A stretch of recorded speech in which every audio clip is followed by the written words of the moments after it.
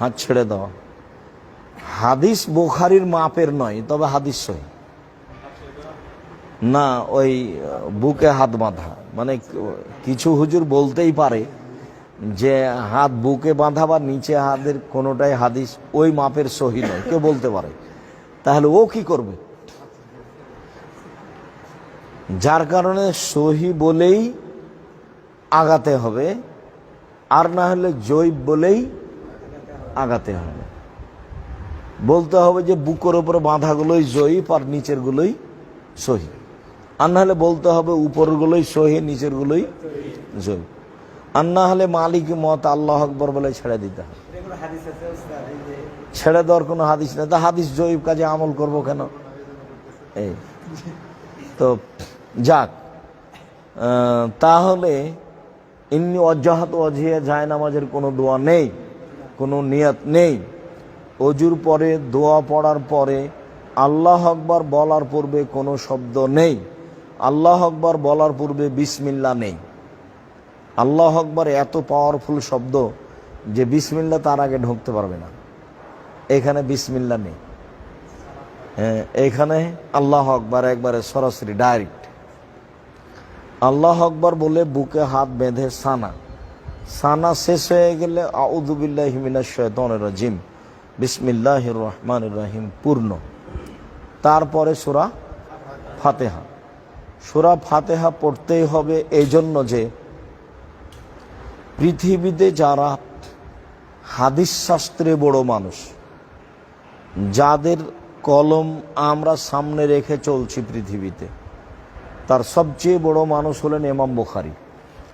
ইমাম বুখারী বলছেন সূরা ফাতিহা পড়তে হবে, একাই হলেও পড়তে হবে, জামাতে হলেও পড়তে হবে, ইমাম হলেও পড়তে হবে, মুক্তাদি হলেও পড়তে হবে, সরবে হলেও পড়তে হবে, নীরবে হলেও পড়তে হবে। মানে সবটি একসাথে উল্লেখ করেছেন, যার কারণে ইমাম মুক্তাদি যে অবস্থায় থাক ও কি করবে? সূরা ফাতিহা পড়বে। সূরা ফাতিহা শেষ হয়ে গেলে বিসমিল্লাহ বললে অন্য একটা সূরা পড়বে। যদি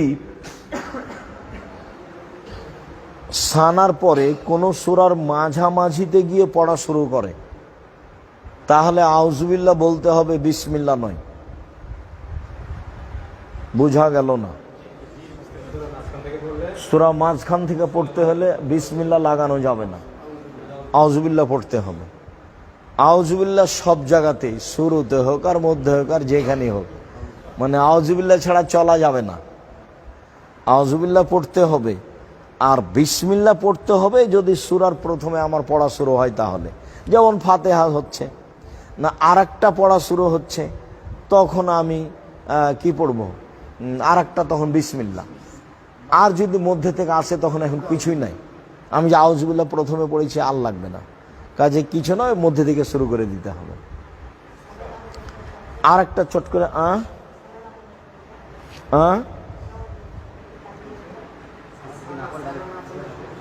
সানা না পড়লে সমস্যা আছে, সানা না পড়লে সালাত হবে। সানা পড়া সুন্নাত, গুরুত্বপূর্ণ সুন্নাত। সানা না পড়লে সালাত হবে। মধ্যে একটা কথা এসেছিল মাথায়, আমি ওটা আগে বলে নি। কেরাতে ভুল হলে সূরা ইখলাস দিয়ে সংশোধন করতে হবে, এ হাদিস নেই। যেখানে ভুল হচ্ছে সেখান থেকে তুমি অন্য জায়গায় চলে যাও, আর না হলে রুকুতে চলে যাও। তুমি কয়েকবার রিপিট করে ওটার ঘুরিয়ে আনতে পারছো না, তাহলে কি করবে? রুকুতে চলে যাও, আর না হলে ছেড়ে অন্য জায়গায় চলে যাও। সূরা ইখলাস পড়ার যেগুলো হাদিস আছে সেগুলো কেরাতের শুরুতে ইখলাস পড়তে পারে, শেষে ইখলাস পড়তে পারে নিয়মিত। আমি সূরা ফাতিহা পড়লাম, তারপরে সূরা লাহাব পড়লাম, এখন লাহাবের পরে আবার ইখলাস পড়বো, সব রাকাতই পড়তে পারে। কথা বোঝা যায়নি? সূরা ফাতিহা পড়লাম, তারপরে আমি ইখলাস পড়লাম, সূরা ইখলাস পড়লাম, তারপরে লাহাব পড়লাম, নিয়মিত সারা জীবন। আমি আগে ইখলাস পড়বো, তারপরে অন্য সূরা, তারপর রুকুতে যাব, আর না হলে অন্য সূরা তারপরে ইখলাস। এটা পড়তে পারে, কিন্তু ভুল সংশোধন করতে হবে ইখলাস দিয়ে, এটা নয়। কথাটা স্পষ্ট হয়েছে তো? আচ্ছা, এবার আমরা কেরাত শেষ করেছি, আমরা রুকুতে যাব। হাত খুলে দিয়ে প্রথমবার যেভাবে যে পর্যন্ত উঠিয়েছিল সে পর্যন্ত উঠাতে হবে। হাত বেঁধে হাত উঠাও, হাত বাঁধো, তারপরে হাত উঠাও। হ্যাঁ, ওই তোমার আঙ্গুলটা ওরকম হয়ে থাকে, এই বেডি ছেলের মতন বাঁকা করে রাখছো না, সোজা সুন্দর করে রাখো, কাঁধের সামনে রাখো, মজবুত করে রাখো। একটা গুরুত্বপূর্ণ কথা মনে পড়লো, বলো। শাইখ মানসুর খালাপি ওনার নামাজ ফলো করলাম যে উনি প্রথম তাকবীরের সময় হাত ছেড়ে দিয়ে আরে কারো কথা এখানে নকল করো না, সে যেই হোক, কারো কথা নকল করে কাউকে খাটো করার দরকার নেই এখানে, বুঝতে পারোনি? হ্যাঁ, আমি যেটা বলছি আমার দিন রাতের তদন্ত। আমরা মানুষ, আমরা ভুলের ঊর্ধ্বে নই, তবে আমাদের কথা কর্ম খুব মজবুত।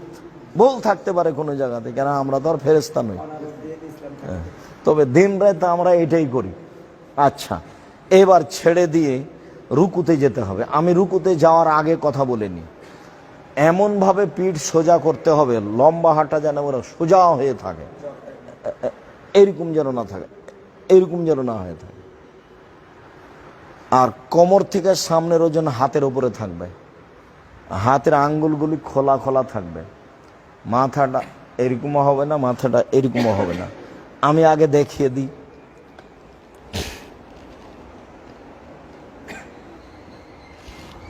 এরকম নয়, এরকম নয়, এরকম হবে, বুঝতে পারো না? বা এরকম হবে না। এই যে দেখো, এটা উঁচু হয়ে আছে, এই কোমর থেকে নে এটা পর্যন্ত সোজা হয়ে থাকবে। হাতের আঙ্গুলগুলো গোলা, এটা চেপে ধরে থাকতে হবে। এখান থেকে সম্পূর্ণ ওজন হাতের উপরে থাকবে। সিজদা যেখানে পড়ে সেখানে কিছু বলছো না? এই যে যেখানে সিজদা পড়ে সেখানে এরকম নিষেধ করলাম তো, এরকম নিষেধ করলাম তো। এই যে মাথা সোজা থাকবে, এইটাও নিষেধ করলাম, এরকম নিষেধ করলাম। এরকম এটা আছে, এমনি আছে, কিছু ভর দেওয়া নাই হাতের উপরে, এটা একটাও চলবে না। হ্যাঁ, একবারে সোজা হয়ে থাকবে। এবার চলো দেখি। হ্যাঁ চলো, রুকুতে চলো, যাও। আল্লাহু আকবার বলা লাগবে না, আমি দেখছি। হ্যাঁ, তোমার মাথাটা তো একটু নিচু করতে হবে। হ্যাঁ,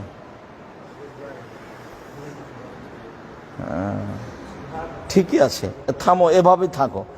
এবার যখন উঠবো তখন সামি আল্লাহু লিমান হামিদা রব্বানা লাকাল হামদ, এই কথাটা সামি আল্লাহু লিমান হামিদা বলে হাত ওই পর্যন্তই উঠাতে হবে এবং ওইভাবে উঠিয়ে ছেড়ে দিতে হবে। এবার চলো, বলো সামি আল্লাহু লিমান হামিদ। হাত ওইভাবে ওই পর্যন্ত উঠিয়ে ছেড়ে দিতে হবে। ছেড়ে দিয়ে এবার দোয়া চলবে। সামি আল্লাহু লিমান হামিদা হামদান কাসিরান তাইয়িবান মুবারাকান ফি, তারপর ওই বলো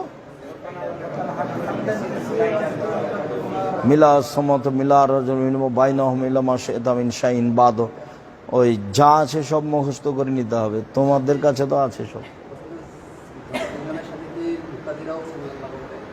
বলতে পারো জয়লাল ইমাল ইতাম্মাবি, বা মুক্তাদিরা বলবে রব্বানা লাকাল হামদ বা রব্বানা ওয়ালাকাল হামদ, দুটাই সহিহ হাদিস। না, উঠে আর বাঁধতে হবে না, ওইটা ইজতেহাদ। আলবানী রাহিমাহুল্লাহ এটাকে বিদাত বলেছে।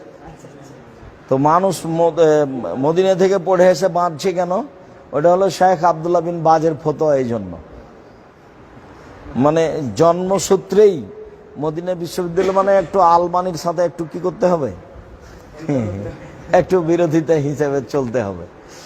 তো আলবানিরাই বর্তমান যুগে হাদিস সবচেয়ে, আরবি সবচেয়ে ভালো বুঝেছেন। তারা পুনরায় হাত বাঁধাকে কি বলেছেন? বিদাত বলেছেন, একবারে কঠিনভাবে, বিদাতুন মুনকারা। কাজে এই পথে যেতে হবে না, হাত ছাড়াই থাকবে, দোয়া পড়ে। এইবার সিজদায় যাওয়ার পূর্বে কয়েকটা কথা। প্রথম কথা হলো এই যে, যেটা প্রথমেই ছিল, হাত জড়া থাকবে না, জামার হাত জড়া থাকবে না, খোলা থাকবে। মানে এইখানে সিজদাতে এসেছে যে আমাকে 7 হাড়ের উপরে সিজদা করতে বলা হয়েছে। 1, 2,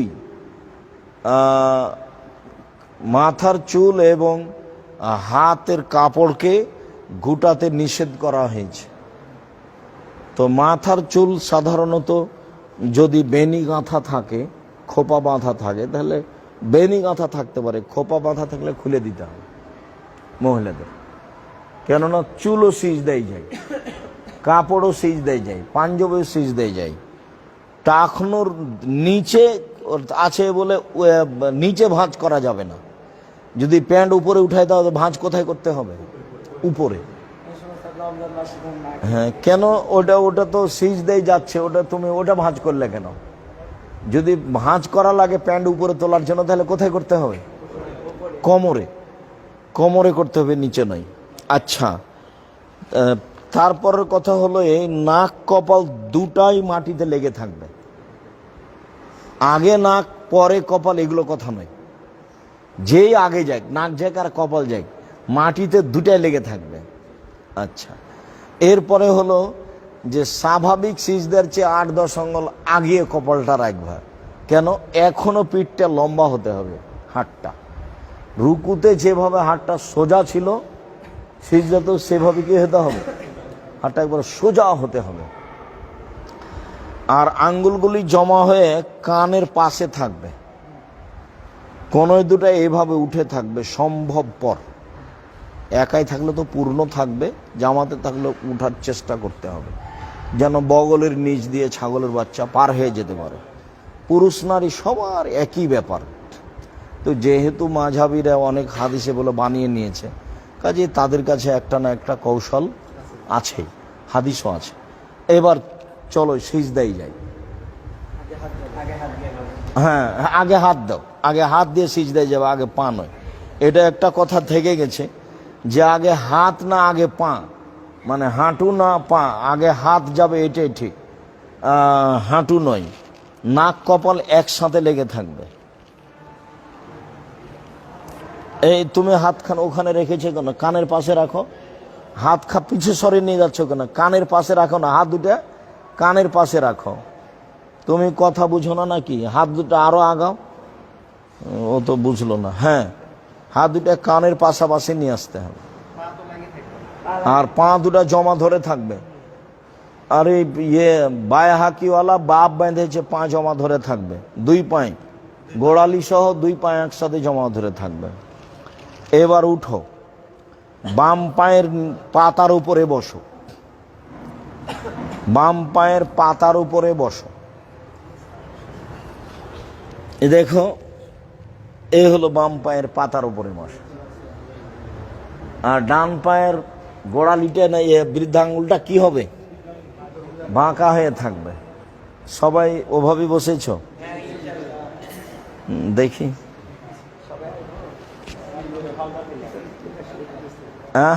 তোমার পা, তুমি তো কম বয়সের ছেলে, হবে না মানে হতে হবে। হ্যাঁ, কষ্ট হোক, ধীরে ধীরে ঠিক হয়ে যাবে। এটাই পদ্ধতি, ধীরে ধীরে ঠিক হয়ে যাবে। হ্যাঁ, ডান পায়ের গোড়ালিটা বাঁকা করে উল্টিয়ে রাখতে হবে এভাবে, আর বাম পায়ের পাতার উপরে বসে থাকতে।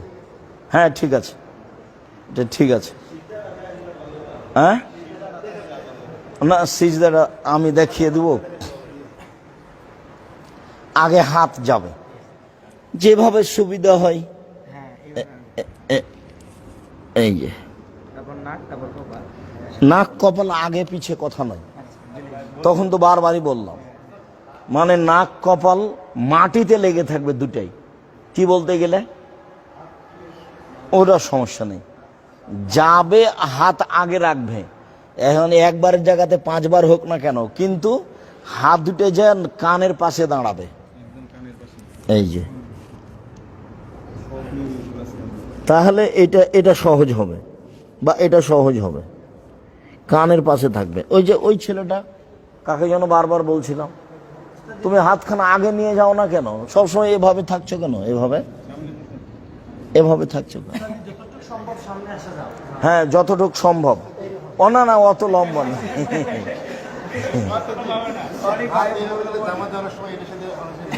আচ্ছা, তাহলে তো আরো চেষ্টা থাকবে আর কি। বাস, বাস এটাই, হ্যাঁ এটাই। আর কানের পাশাপাশি থাকবে হাত দুটো, মাথার উপর বেশি ভর হবে না, ওখানে সমন্বয় করা হবে। আমার এক ভাই বলছে মাথার উপর বেশি। আরে না, ওখানে কোনো ভরের কথাই নাই। ও যেটা বলছে যে সিজদায় হাতের উপরে থাকবে এই ওজনটা না কপালের উপরে থাকবে ওজনটা, এখানে আল্লাহ রাসূল কিছু বলেননি, কথা বুঝেনি। কিন্তু হাঁটুটাকে ধরে রাখার সময় মজবুত করে ধরে রাখতে হবে, এই কথা বলা হয়েছে রুকুতে। হ্যাঁ রুকুতে, এটা স্বাভাবিক। আচ্ছা, আমরা এক সিজদা করে উঠলাম, তখন এইভাবে বসলাম। এবার আর এক সিজদা করে উঠে আমি আত্তাহিয়াত পড়বো, তখনও আমি এইভাবেই বসবো। আত্তাহিয়াত পড়বো তখন আমি এইভাবে বসবো, কিন্তু হাতের অবস্থা হবে এই, আগে দুইটা জমা করতে হবে, এই দুইটা। তারপরে তৃতীয় আঙ্গুলের নখের উপরে বৃদ্ধাঙ্গুলের পেটটা রাখতে হবে। তারপরে অবিরাম নড়বে, এটা হলো আঘাত করা শয়তানকে। উঠিয়ে থেকে যেতে হবে, এটা ঠিক নয়। ইল্লাল্লাহর সমতে একবার উঠাতে হবে, এর কোনো ভুয়া হাদিসও নেই। এটা মাঝহাবে চলছে, সেজন্য চলছে। যেহেতু ভারত, বাংলাদেশ, পাকিস্তানের শতকরা 95 জন মানুষই মাঝহাবি, কাজে মাঝহাবটাই ধর্ম হয়ে আছে। ওটার চেয়ে অবিরাম নড়বে, এইটাই ঠিক। মানে আলবানী রাহিমাহুল্লাহ যত হাদিস পেশ করেছেন সব নড়ানোর গুলো একসাথে পেশ করেছেন একই রকম করে। তা যে যাই বলুক নড়াবে, আমাদের সিদ্ধান্ত এটাই।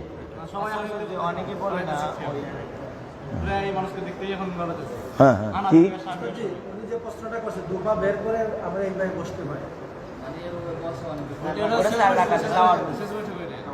থামো, ওটাতে যায়নি তো এখনো।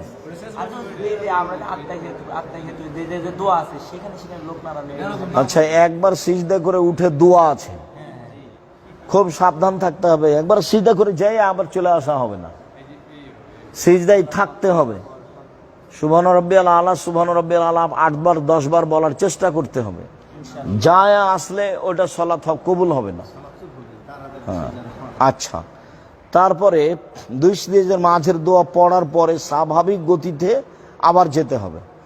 আবার যাওয়ার পরে এইবার উঠে যাওয়াটা আমি মুখে বলি না, লম্বার দরকার নাই, সরাসরি উঠে যেতে হবে না। আল্লাহ সদরে উঠতে হবে না সরাসরি, দ্বিতীয় সিজদা থেকে উঠতে হবে, দিয়ে বসতে হবে, তারপরে উঠতে হবে। এর নাম জালসা ইস্তেরাহাত। কি বুঝলে বলো তো? দ্বিতীয় সিজদা থেকে উঠে বসতে হবে, বসে উঠতে হবে। একবারে সরাসরি ডাইরেক্ট উঠে গেলে ওটা মাঝাবে উঠা হলো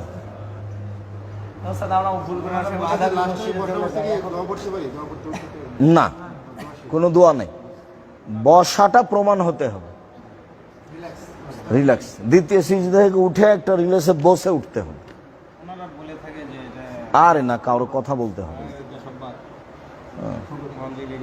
তো আচ্ছা, এখন আমরা দ্বিতীয় রেখাতও হলো, তৃতীয় রেখাত এবার একটা কথা বলে নি, তারপরে চলে যাব। আমরা এখন বিভিন্ন আলেম ওলামার মুখে শুনছি যে নিতম্বের উপরে বসতে হবে এইভাবে, বাম পা বের করে দিয়ে নিতম্ব মাটির উপরে দিয়ে ডান পায়ের বৃদ্ধাঙ্গুল কেবলামুখী করে বসতে হবে। ওই সলাতে, যে সলাতে দুবার আত্তাহিয়াত আছে, এই কথা অনেকে বলতে চাচ্ছেন। এটাই বলেছেন আলবানী রাহিমাহুল্লাহ, আর এটাই বলেছেন তোমার আহমদ ইবনে হাম্বল রাহিমাহুল্লাহ, যার নাম তাওয়ারুক বসা। কিন্তু আবু দাউদ তিরমিজিতে এসেছে, যেটা আমরা করে আসছি, সেটা পরিস্থিতিতে মুনাসিব হয়। সেটা হলো প্রত্যেক যেখানে সালাম আছে সেখানে এইভাবে বসা। ওটা তিরমিজির হাদিস, আবু দাউদের হাদিস। যেখানে সালাম আছে সেখানে এভাবে বসা। কেন? সালামে একটু লম্বা সময় থাকা লাগে। হ্যাঁ, সহিহ হাদিস। আরে সালাম 4 রেখাতে আছে, তা হলো জোহর, আসর, এশা। সালাম 3 রাকাতে আছে তা হলো মাগরিব, সালাত 2 রাকাতে আছে তা হলো ফজর, সালাম 1 রাকাতে আছে তা হলো বিতর। 1 রাকাতে সালাম আছে না? তো কথাটা মনে রাখতে হবে, ওই সালামের বৈঠকে এভাবে বসতে হবে, এটাই পরিস্থিতির চাহিদা এবং হাদিস সহি। বোঝা গেল না? কেননা একটু লম্বা সময় থাকতে হবে, অথবা একটু রিল্যাক্স বসি। হাদিস সহি, পরিস্থিতির চাহিদা এটাই।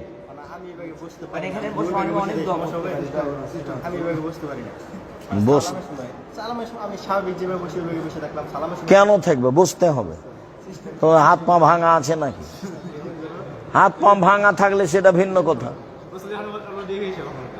হ্যাঁ, হবে, কষ্ট করতে হবে, এটাই তো পদ্ধতি, কষ্ট করলে হয়ে যাবে। আচ্ছা, এইবার আত্মায়াত পড়তে হবে খেয়াল করে, তারপর সালামের বৈঠকে নিতম্বের উপরে বসতে হবে। সবাই নিতম্বের উপরে বসে, এখন একটু জায়গা নিয়ে হিসাব করে বসো, নিতম্বের উপরে বসো। হ্যাঁ, নিতম্বের উপরে বসা মানে এই যে আমি যে এই যে বের করে দিলাম, হ্যাঁ এই যে না, ওই যে বৃদ্ধাঙ্গুলে কেবলামুখী থাকতে হবে।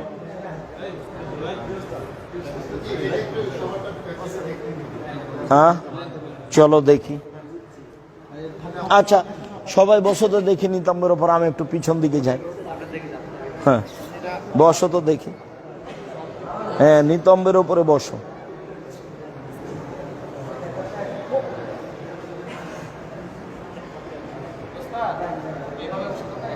না, ওটা তো বারবার বলছি, বৃদ্ধাঙ্গুল, হ্যাঁ কেবলামুখী করো, এইটা।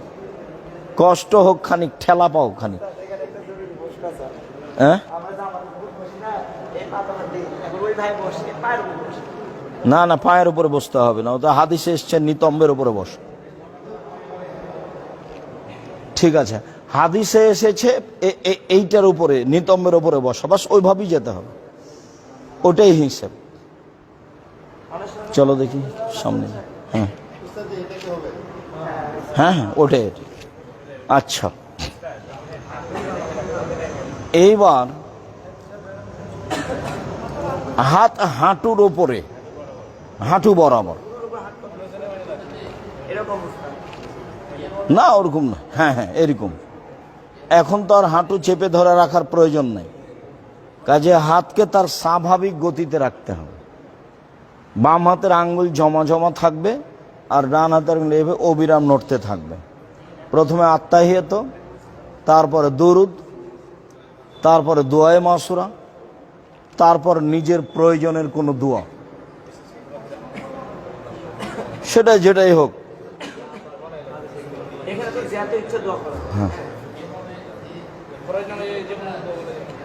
আচ্ছা, এইবার আর একটা কথা থেকে গেল, আত্মাহিয়াতের সময়তে চক্ষুটা ওই আঙ্গুল থেকে নিয়ে সিজদা পর্যন্ত থাকবে। ওই আঙ্গুলের উপরে চক্ষুটা থাকবে, আঙ্গুলের উপর দিয়ে সিজদায় থাকবে। হ্যাঁ, বা আঙ্গুলের উপরে থাকলে এখানে চক্ষুটা আঙ্গুলের হিসাব করা হয়েছে।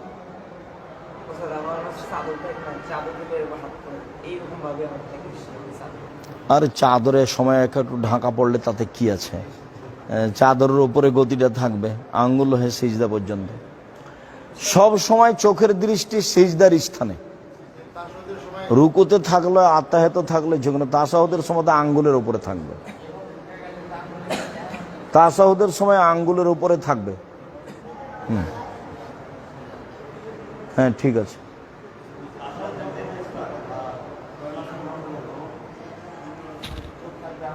হ্যাঁ, সব সিজদার সময়। আচ্ছা, আর একটু কথা বলে নি, যে ওই যে বলা হয় সূত্রা দিতে হবে, আনুমানিক মানুষের 4 হাতের 4.5 হাত 5 হাতের বাহির দিয়ে যদি মানুষ চলে যায়, তাহলে তোমার কোনো সমস্যা নেই। যে পর্যন্ত সিজদা দাও এবং তার অর্ধ হাত পর্যন্ত এর ভিতর দিয়ে গেলে সে অপরাধী, বা তুমি তাকে ঠেকাবা। যা রাখবে রাখবে, ওগুলো সব দৃষ্টিকটু হয়, বারবারতে চোখ পড়ে। কাপড় চোপড় কিছু রাখতে হবে, না থাকলে রাখবে। আচ্ছা, এরপরে সালামের প্রয়োজনীয় যেগুলো জিকির তাসবিহ তাহলিল আছে এগুলো সব ধারাবাহিকভাবে মুখস্থ করে নিতে হবে। তো মোটামুটি সলাতের পদ্ধতি এইটা। আল্লাহ আমাদেরকে এইভাবে সলাত আদায় করার তৌফিক দান করুক, আল্লাহুম্মা আমিন। পরে আমি কথা বলছি। সালাম ফিরার সময়তে ডান দিকে সালাম এইখানে দেখতে হবে, এটা নয়। ডানে ফেরেশতা আছেন এবং মুমিন আছে, তাই পুরো কাঁধটা ঘুরতে হবে ডান দিকে। তুমি তো পিছন দিকে চলে গেলে, দেখো তো আমার কি পিছন দিকে যাওয়া হয়েছে? এরকম করলে পিছন দিকে হয়ে গেল, মানে পিছন নয়, ডানে ফেরেশতা আছে এবং মুসল্লি আছে, বামে ফেরেশতা আছে এবং মুসল্লি আছে, এদেরকে লক্ষ্য করে সালাম হয়, আসসালামু আলাইকুম, আসসালাম।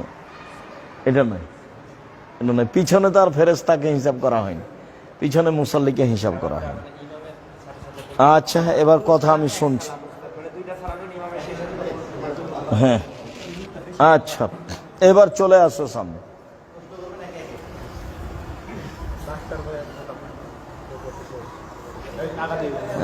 কয়েক মিনিট, 2-4 মিনিট, 5 মিনিট। সলাতের এবং উজুর, সলাতের উপরে এবং উজুর উপরে জিজ্ঞাসা। আমি একটা বিষয় ক্লিয়ার হলো, সূরা ফাতিহার পরে যখন আমি পড়লাম সূরা বাকারার 5 নম্বর আয়াত আউযুবিল্লাহ দিয়ে শুরু করলাম, তারপরে সূরা আযাবের 35 নম্বর আয়াত পড়লাম, এই ক্ষেত্রে কি আবার আউযুবিল্লাহ পড়ব? এখন আর আউযুবিল্লাহ লাগবে না, এখন আর বিসমিল্লাহও লাগবে না। আর যদি সূরা কাহাফের শুরুতে শুরু করি তখন বিসমিল্লাহ লাগবে।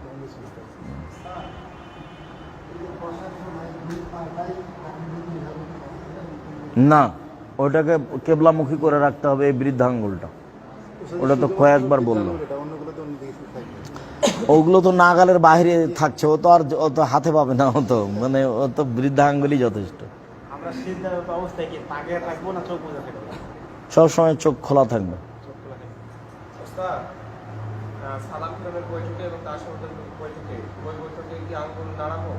সব সময় সালাম পর্যন্ত, তাশাহুদ বৈঠকে এবং সালামের বৈঠকে সর্বদা। ইমাম যখন ডান দিক শেষ করবে তখন আমার শুরু হবে। তার মানে হলো পিছে পিছে। হ্যাঁ, তা তো বললামই, তখন ভুলে যাচ্ছ কেন? সিজদার সময় কি হবে? 2 পা একসাথে লেগে থাকবে। মেয়েদের এবং ছেলেদের সলাতের মধ্যে কোনো পার্থক্য নাই, একবারে সরিষা সমপরিমাণ পার্থক্য নাই। তবে এতটুক যে মহিলাদের ইমাম কাতারে দাঁড়াবে, আগে যেতে পারবে না। সলাতের নিয়মে কোনো নাই, পার্থক্য নেই। আর একটা হলো এই যে মহিলাদের ইমামের ভুল হলে মহিলারা হাতের উপরে আঘাত করে ভুলটা সংশোধন করবে, মুখে বলতে পারবে না সুবহানাল্লাহ। এই হলো 2টা তফাৎ। আর কেউ যদি বলে যে টাকনোর নিচে কাপড় রাখতে হবে মহিলাদেরকে, তো এইটা প্রশ্নের উত্তর হলো না, প্রশ্নও নয়, কেননা টাকনোর নিচে কাপড় ওদেরকে সব সমাধি রাখতে হবে। তাহলে হ্যাঁ, তাহলে মহিলাদের এবং পুরুষের সলাতের মধ্যে পার্থক্য বলতে হবে কয়টা? 2টা। একটা ইমাম আর একটা ইমামের সাথে সংশোধনে হাততালি, উল্টা ইমামের সাথে জড়িত। মহিলারা ফরজ সালাতে একামাত দিয়ে পড়বে। একামাত হলো জিকির এবং গুরুত্বপূর্ণ জিকির, সবাই করবে। মহিলারা মহিলাদের জামাতে ইমামতি করতে পারবে, ঈদের সলাতের ইমামতি করতে পারবে না, আর জুমার পাবে না। নামাজ হবে, নেকি কম হবে। এখনই তো বললাম, ইমামের একটা শেষ হলে আমার শুরু হবে।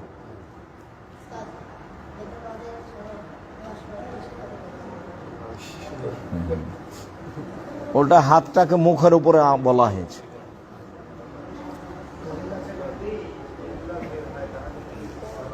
সলাত হবে, নেকি কম হবে। আর কোনো কথা? ওই এতে কোনোতে রাতে বাতে শুধু এইটা কি জিজ্ঞাসা করি? আল্লাহ মাগফিরলি ওয়া রাহমনি ওয়া হদনি ওয়া আফিনি ওয়ারজুকনি, অজবুরনিও আছে। তারপর রব্বিক ফ্রিলি আছে। তেলাওয়াত চলাকালীন সময় চোখ বন্ধ করে সেক্ষেত্রে মনোযোগ মানে বাড়ানোর ক্ষেত্রে চোখ বন্ধ করে চোখ বন্ধ করার কথা নেই, এমনি বন্ধ হলে হবে, চোখ খোলাই থাকবে।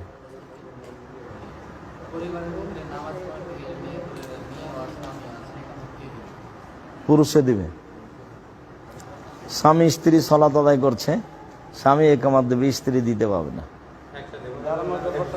আগে পিছে একটু নয়, একবার সম্পূর্ণ।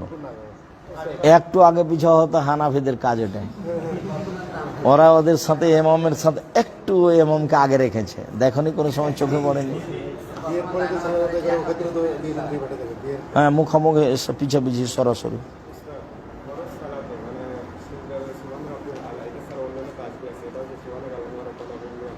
হ্যাঁ, আমি কথা বুঝতে পারিনি।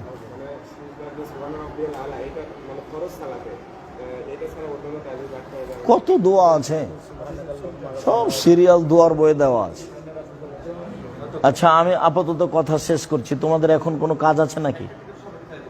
আচ্ছা আচ্ছা, ঠিক আছে, আর নয়, হয়েছে। জাজাকুমুল্লাহ খায়ের, বারাকাল্লাহ।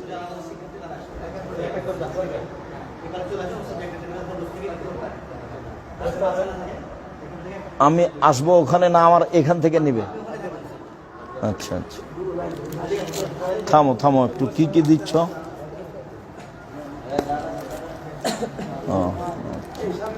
আপনারা ওই দিক থেকে ঘুরে আসেন, ঘুরে আসেন।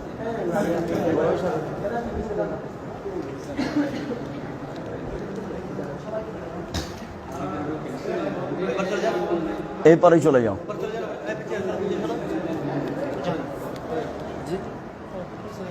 হ্যাঁ, তুমি গেঞ্জি গায়ে দিয়ে এসছো কেন এখানে? তোমার পাঞ্জাবি নাই? দিব? আচ্ছা, জাযাকুমুল্লাহ তাকাব্বাল। অনেক সিলেট, হাইয়াকাল্লাহ, মাশাআল্লাহ।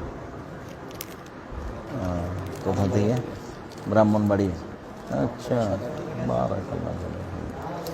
আসসালামু আলাইকুম। ফরিদপুর থেকে আসছি। ফরিদপুর থেকে।